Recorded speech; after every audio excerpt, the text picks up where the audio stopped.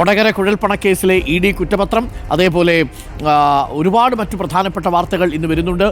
ഏറ്റുമാനൂരിലെ അമ്മയുടെയും മക്കളുടെയും ആത്മഹത്യ അടക്കമുള്ള ഒരുപാട് വിഷയങ്ങൾ ഇന്ന് മധ്യ കേരളത്തിൽ സംഭവിക്കുന്നുണ്ട്. നമുക്കൊപ്പം ശരൺ ശരൺ ആണ് ഇന്നലെ ഈ വാർത്ത, EDയുടെ കുറ്റപത്രത്തിൽ രാഷ്ട്രീയം തൊട്ടിട്ടില്ല എന്ന വാർത്ത കേരളക്കരെ അറിയിച്ചത് ശരണാണ്. ശരൺ നമുക്കൊപ്പം ചേരുന്നു. Sharan, very good morning Sharan. എന്തായാലും ആ വാർത്ത ശരണാണ് ഇന്നലെ കേരളത്തെ അറിയിച്ചത്. EDയുടെ കുറ്റപത്രത്തിൽ രാഷ്ട്രീയം തൊട്ടിട്ടില്ല. BJPക്ക് പൂർണ്ണ ക്ലീൻ ചിറ്റ് കൊടുത്തിട്ടുള്ള കുറ്റപത്രം വന്നത്. ആ കുറ്റപത്രത്തിന്മേൽ ഇന്ന് പ്രതികരണങ്ങളൊക്കെ വരാനുള്ള സാധ്യതയുണ്ടല്ലോ അല്ലേ? പോലീസിന്റെ റിപ്പോർട്ടിനെ പൂർണ്ണമായും തള്ളുന്ന കുറ്റപത്രം PMLA കോടതി അത്ര പെട്ടെന്ന് അംഗീകരിക്കാൻ സാധ്യതയുണ്ടോ ശരൺ?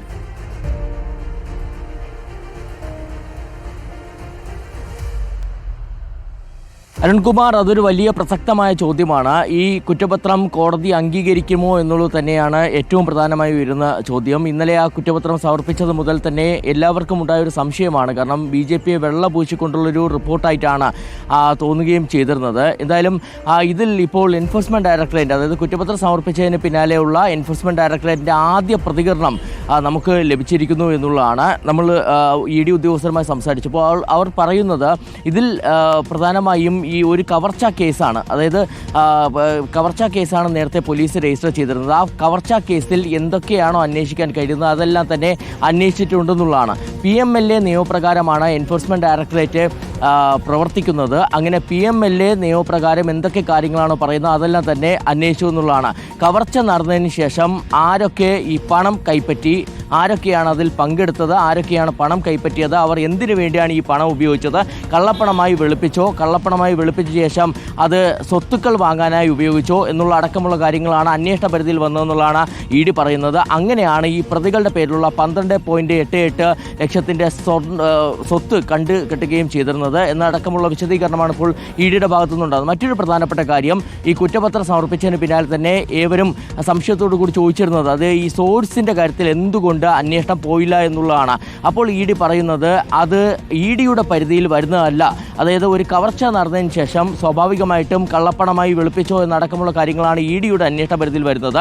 സോഴ്സിനെ കുറിച്ച് അന്വേഷിക്കേണ്ടത് ആദായ നികുതി വകുപ്പ് എന്നുള്ളതാണ് ED പറയുന്നത്. ഇതോടൊപ്പം തന്നെ നേരത്തെ ഈ പോലീസിൻ്റെ കണ്ടെത്തൽ സംബന്ധിച്ചുള്ള കാര്യങ്ങളും നമ്മൾ ചോദിച്ച് അറിഞ്ഞിരുന്നു. അതായത് പോലീസ് ഇത്തരത്തിൽ നിർണായകമായിട്ടുള്ള പല കണ്ടെത്തലുകളും നടത്തിയല്ലോ എന്നുള്ള ചോദ്യത്തിന് അവർ മറുപടി നൽകുന്നത് ഈ പോലീസിൻ്റെ റിപ്പോർട്ടിൽ, അതായത് പോലീസ് നേരത്തെ കുറ്റപത്രവും ഒപ്പം തന്നെ FIRുമാണ് കൈമാറിയിരുന്നത്. പക്ഷേ ഈ ആരോപണങ്ങൾ സാധൂകരിക്കുന്ന തെളിവുകളൊന്നും തന്നെ അവർ ഹാജരാക്കിയിട്ടില്ല, അല്ലെങ്കിൽ കൈമാറിയിട്ടില്ല. ഒപ്പം തന്നെ അത്തരത്തിലുള്ള തെളിവുകളൊന്നും തന്നെ നിലനിൽക്കുന്നില്ല എന്നുള്ളതാണ്. ഒരു ആരോപണം ഉയർന്നു കഴിഞ്ഞാൽ അതിനെ സാധൂകരിക്കുന്ന തെളിവുകൾ ലഭ്യമാകേണ്ടതുണ്ട്. ആ തെളിവുകളില്ലാത്ത സാഹചര്യത്തിലാണ് ഇത്തരത്തിലൊരു കുറ്റപത്രം കോടതിയിൽ സമർപ്പിച്ചതെന്നുള്ളതാണ് EDയുടെ വിശദീകരണം. ഓക്കെ ശരൺ, അതിനകത്തൊരു കൗതുകകരവും എന്നാൽ വിചിത്രവുമായിട്ടുള്ളൊരു ഭാഗമുള്ളത്, പോലീസല്ലല്ലോ ആ തെളിവുകൾ EDക്ക് കൊടുക്കേണ്ടത്. ED കരുവന്നൂരിലടക്കം നടത്തിയ അന്വേഷണം നമ്മൾ കണ്ടതല്ലേ, വളഞ്ഞിട്ട് പിടിക്കുകയായിരുന്നു. ED വിചാരിച്ചാൽ നടക്കുമെന്നുള്ളതാണ് പൊതുവെയായിട്ടുള്ളൊരു ബോധ്യം. പക്ഷേ EDയുടെ റെസ്പോൺസ് വളരെ പ്രധാനപ്പെട്ടതാണ്. ഉറവിടം കണ്ടെത്തേണ്ടത് ഇൻകം ടാക്സ് ഡിപ്പാർട്ട്മെൻ്റ് ആണ് എന്ന് ED നമ്മളോട് പറഞ്ഞിരിക്കുന്നു. ആദ്യ റെസ്പോൺസും ഇപ്പോൾ റിപ്പോർട്ടർ TV പുറത്തുവിടുകയാണ്. ശരണാണ് ആ വാർത്ത പുറത്തു കൊണ്ടുവന്നത്. EDയുടെ ആദ്യത്തെ പ്രതികരണവും ഇപ്പോൾ പ്രേക്ഷകർക്ക് ഈ റിപ്പോർട്ടർ TVയിലൂടെ ലഭിക്കുന്നു. അപ്പോൾ ശരൺ, ED ആ കുറ്റപത്രത്തിൽ തന്നെ ഉറച്ചു നിൽക്കുകയാണ് അല്ലേ? അതിനകത്ത് അവർക്ക് സംശയമൊന്നുമില്ല. പണം കൊണ്ടുവന്നത് രാഷ്ട്രീയത്തിനോ തെരഞ്ഞെടുപ്പിനോ വേണ്ടിയാണോ? അപ്പോൾ എന്തിനു കൊണ്ടുവന്നു എന്നതും ED അന്വേഷിക്കുന്നില്ലേ? അത് അന്വേഷണത്തിൻ്റെ പരിധിയിൽ വരുന്ന കാര്യമല്ലെന്നാണോ ED പറയുന്നത്? ഹൈവേ റോബറി എന്ന നിലയിൽ റോബ് ചെയ്ത ആളുകൾ ആ പണം എന്തു ചെയ്തു എന്നുള്ളത് മാത്രം അന്വേഷിച്ചാൽ മതിയോ? കൊണ്ടുവന്നയാളെക്കുറിച്ച് ഇപ്പോൾ ധർമ്മരാജൻ സാക്ഷിയാണല്ലോ കേസിൽ.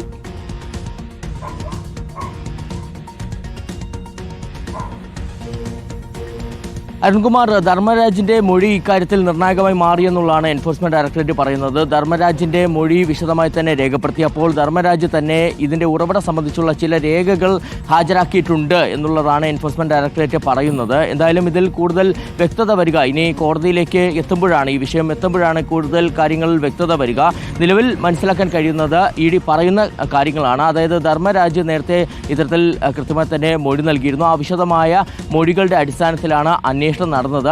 അങ്ങനെയാണ് ഈ ബിസിനസ്സിന് വേണ്ടിയാണ് ഈ പണം, ബിസിനസ് ആവശ്യത്തിന് വേണ്ടിയാണ് ഈ പണം എത്തിച്ചത് എന്നുള്ളത് കണ്ടെത്തുന്നത്. അല്ലാതെ BJPക്ക് ഇതിൽ യാതൊരു റോളുമില്ല.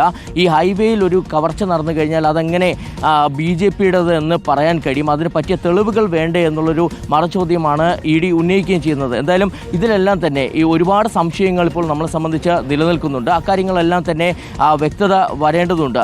ഒരു കാര്യം ED ഉറപ്പിച്ചു പറഞ്ഞു, ഇനി ഒരു തുടരന്വേഷണത്തിന് യാതൊരുവിധ സാധ്യതയും ഇല്ല എന്നുള്ളതാണ്. നമ്മൾ നേരത്തെ തന്നെ ഈ തുടരന്വേഷണം സർക്കാർ പ്രഖ്യാപിച്ചു. അതായത് തിരൂർ സതീഷിന്റെ വെളിപ്പെടുത്തൽ വന്നതിന് പിന്നാലെ സംസ്ഥാന സർക്കാർ തുടരന്വേഷണം പ്രഖ്യാപിക്കുന്നു. അങ്ങനെ ഒരു SIT ഫോം ചെയ്ത് അന്വേഷണം നടക്കുന്നതിനിടയിൽ SIT ഒരു കത്ത് EDക്കും ITക്കും നൽകുകയും ചെയ്തിരുന്നതാണ്. പക്ഷേ ED ഇപ്പോഴും അതിൽ ഉറച്ചു നിൽക്കുകയാണ്. ഈ കേസിൽ ഇനിയൊരു തുടരന്വേഷണത്തിനും സാധ്യതയില്ല, അത് അവസാനിപ്പിച്ചുകൊണ്ടുള്ള കുറ്റപത്രമാണ് കോടതിയിൽ സമർപ്പിച്ചിരിക്കുന്നത് എന്നുള്ളതാണ്. ഓക്കെ, മറ്റൊരു പ്രധാനപ്പെട്ട വാർത്തയുള്ളത് ഈ ഏറ്റുമാനൂരിൽ അമ്മയും 2 മക്കളും ആത്മഹത്യ ചെയ്ത സംഭവത്തിൽ ഭർത്താവ് നോബിയുടെ ജാമ്യാപേക്ഷ അതിനെ പോലീസ് എതിർക്കുന്നുണ്ട്. നോബിക്ക് ചൊല്ലി സ്വാധീനമൊക്കെ ഉണ്ട് എന്ന് പറയുന്നു. ആ വാർത്തയിൽ ഒരുപാട് പ്രതികരണങ്ങളൊക്കെ നേരത്തെ വന്നിരുന്നു. ആ കുടുംബത്തിൽ നിന്ന് ആരോപണങ്ങൾ നമ്മൾ കേട്ടു. സഭയ്ക്കെതിരെ, കനാനായ സഭയ്ക്കെതിരെയുള്ള കുടുംബത്തിൻ്റെ ആരോപണങ്ങൾ നമ്മൾ കേട്ടു. അപ്പോൾ നോബിയുടെ ജാമ്യാപേക്ഷ എന്തായാലും പോലീസ് എതിർക്കുമല്ലേ? ജാമ്യം കിട്ടാനുള്ള സാധ്യത കുറവാണെന്ന് തോന്നുന്നു അല്ലേ?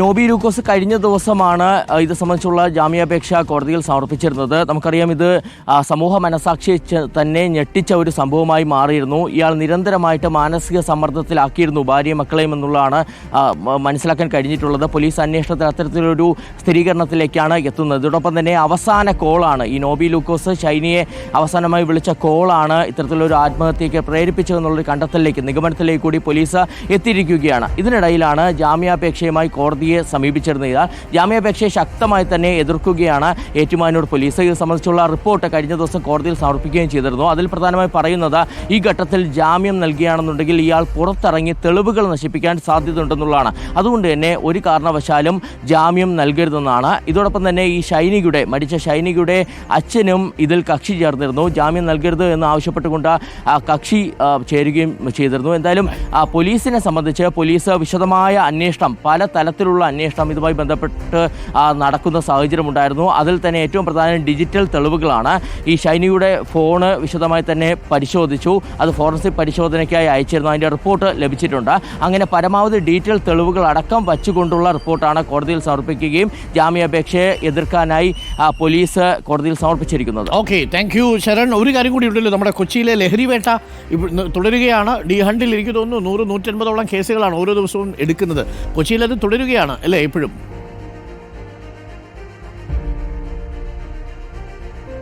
സംസ്ഥാനത്തൊട്ടാകെ തന്നെ അരുൺകുമാർ അത് തുടരുന്നുണ്ട്. അതിൽ ഏറ്റവും പ്രധാനമായും കാണേണ്ടത് ഇപ്പോൾ മധ്യ കേരളത്തിൽ വലിയ രീതിയിലുള്ള പരിശോധനകളൊക്കെ തന്നെ നടക്കുന്നുണ്ട്. കൊച്ചിയിലും വീക്കെൻഡ് മാത്രമല്ല, നേരത്തെ വീക്കെൻഡാണ് കൂടുതൽ പരിശോധനകൾ ഉണ്ടായിരുന്നെങ്കിൽ ഇപ്പോൾ എല്ലാ ദിവസങ്ങളിലും നമുക്ക് പരിശോധന കാണാൻ കഴിയുന്നുണ്ട്. ഓപ്പറേഷൻ D-ഹണ്ടിൻ്റെ ഭാഗമായിട്ട് പോലീസ് ഈ പരിശോധനകൾ വിപുലപ്പെടുത്തിയിരിക്കുകയാണ്. എന്തായാലും അത് സംബന്ധിച്ച് ഈ ലഹരിയുമായി ബന്ധപ്പെട്ടുള്ള വളരെ പ്രധാനപ്പെട്ട ഒരു ബ്രേക്ക് നമ്മൾ പ്രേക്ഷകരിലേക്ക് എത്തിക്കുന്നുണ്ട്. അത് കോട്ടയത്ത് നിന്ന് അഞ്ജന അല്പസമയത്തിനകം തന്നെ ആ വാർത്തയുമായിട്ട് വരുമെന്നുള്ളതാണ്. Okay, thank you Sharan.